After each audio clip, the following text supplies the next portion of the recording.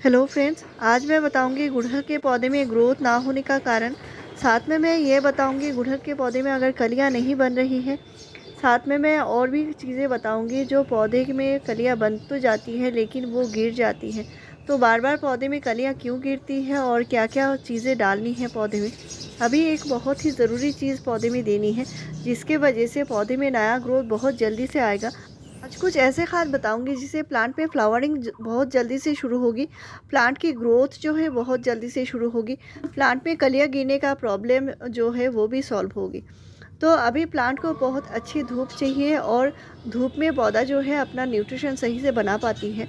आप जो भी खाद डालते हैं वो पौधे को अगर धूप मिलती है तो वो अपना न्यूट्रिशन भी सही से ले पाता है।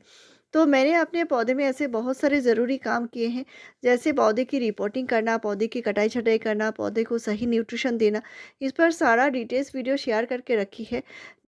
अभी प्लांट को पूरे दिन के धूप में रखिए और प्लांट के ऊपर शावरिंग करना बहुत ज़रूरी है। यानी प्लांट को अच्छे से नहलाना ज़रूरी है। कम से कम सुबह को एक बार प्लांट को अच्छे से शावरिंग कीजिए। प्लांट के जो पत्ते हैं अगर वो क्लीन रहेंगे तो पौधा बहुत जल्दी से अपना ग्रोथ निकालेगा, हेल्दी ग्रोथ निकालेगा। और पौधे में अगर कीड़े मकोड़े लगे हैं तो उनको भी क्लीन कर दीजिए।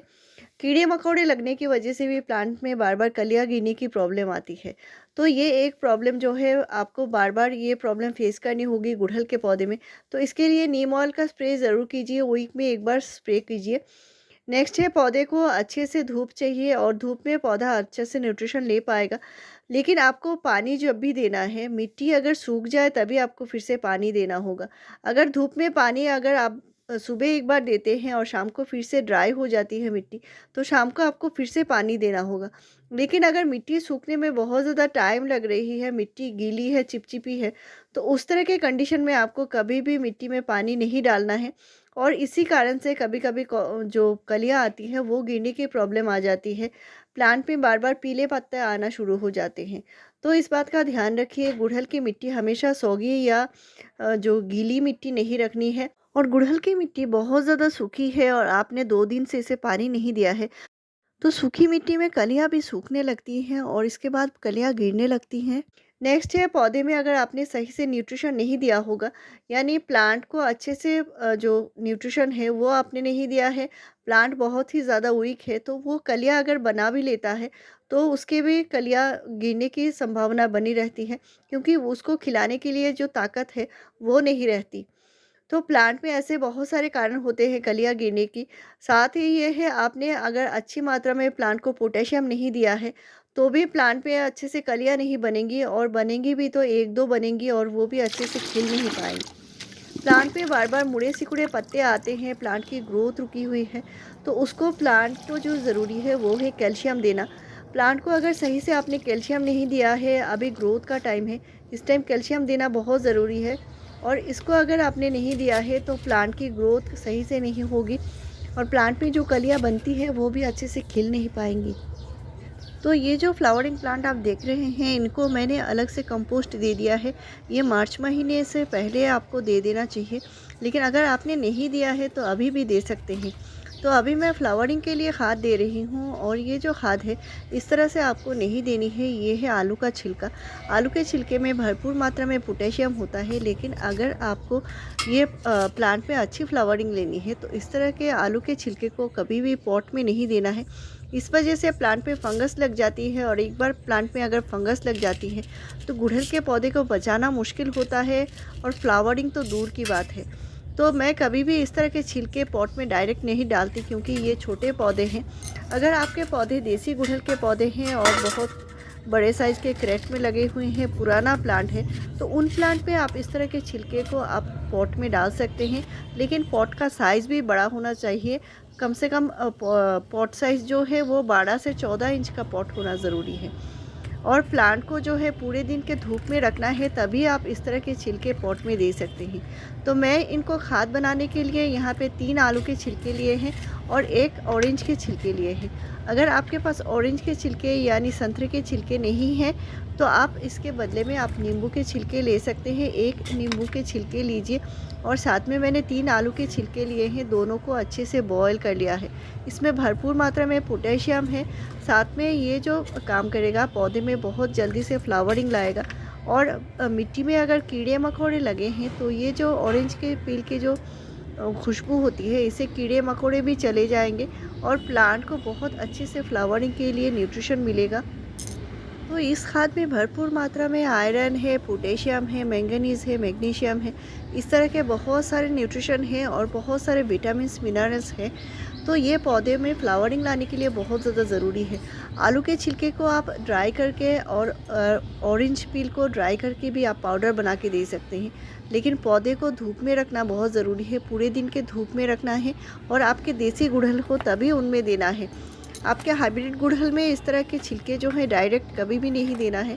तो मैंने इन छिलकों को अच्छे से बॉयल कर लिया है, यानी अच्छे से बॉयल करके उबाल के जो मैंने पानी निकाला है उसी पानी को देना है। और ये आपको बहुत ज़्यादा टाइम लेने की ज़रूरत नहीं है, सिर्फ 10 मिनट में बन जाती है और इसको ठंडा करके आपको अच्छे से डाइल्यूट करके देना है। तो पौधे की मिट्टी की मैं हल्की गुड़ाई कर रही हूँ और पौधे की मिट्टी में जो है मैंने कंपोस्ट पहले से ही दे दिया है। तो ये जो मेरा पॉट साइज़ है, ये मेरा 12 इंच का पॉट है और इसमें मैंने 3 मुट्ठी कंपोस्ट दिया है, वो मैंने 15 दिन पहले ही दे दिया है। इस प्लांट को रिपोर्टिंग मैंने बहुत पहले कर लिया था। तो मैं जो सफ़ेद सफ़ेद चीज़ दे रही हूँ, ये क्या चीज़ है फ्रेंड्स, आगे मैं बताऊँगी। अभी मैं खाद के बारे में बताऊँगी। इनको अच्छे से बॉयल करके मैंने निकाला जो है। तो ये जो छिलके हैं, इनको मैंने 400 ml पानी में अच्छे से उबाल लिया है और 200 ml पानी बचा हुआ है। तो इनको डाइल्यूट कर रही हूँ। यहाँ पे मैंने 400 ml फिर से पानी लिया है और 200 ml का मैंने यहाँ पे 100 ml डाल दिया है। और ये जो खाद है, पूरा जो टोटल खाद जो बना है, इसको मैं 4 से 5 पौधे में दे सकती हूँ जो छोटे पौधे हैं। लेकिन अगर बड़ा प्लांट है तो बड़ा प्लांट है, इसको आप जितना पानी की ज़रूरत है, यानी कम से कम आप 200 ml तक दे सकते हैं, कोई प्रॉब्लम नहीं है। और ये घरेलू पोटेशियम का भंडार है। इसको अगर आप प्लांट में देते हैं, प्लांट में बहुत अच्छे से कलियाँ भी बनेंगी और प्लांट को पूरा न्यूट्रिशन मिलेगा। तो कोई भी प्लांट हो, प्लांट की ग्रोथ के लिए सबसे ज़्यादा ज़रूरी होता है कंपोस्ट यानी नाइट्रोजन खाद। इसके बाद जो ज़रूरी होता है वो होता है कैल्शियम। तो हमारे शरीर को जिस तरह बोन को ताकत के लिए कैल्शियम चाहिए, उसी तरह पौधे को भी कैल्शियम चाहिए। और यहाँ पे मैंने जो लिया है, ये है लाइम पाउडर यानी चूना पाउडर, जो नर्सरी शॉप में मिल जाती है, वो होता है ये चूना। तो इससे प्लांट को जलने का कोई ख़तरा नहीं है, लेकिन देने के लिए सावधानी रखनी है। मैंने यहाँ पे पॉट जो लिया है वो गीली पॉट लिया है, यानी मिट्टी में पहले से ही पानी है, यानी मिट्टी में मॉइस्चर लेवल है ऑलरेडी, तभी मैं दे रही हूँ। और थोड़ा सा ही देना है, यानी ½ टीस्पून से भी कम दे रही हूँ। तो ये चूना पौधे में कैल्शियम की पूर्ति करती है और ये जो देना है कम से कम 2 से 3 महीने में एक बार देना है, बहुत जल्दी आपको नहीं देना है।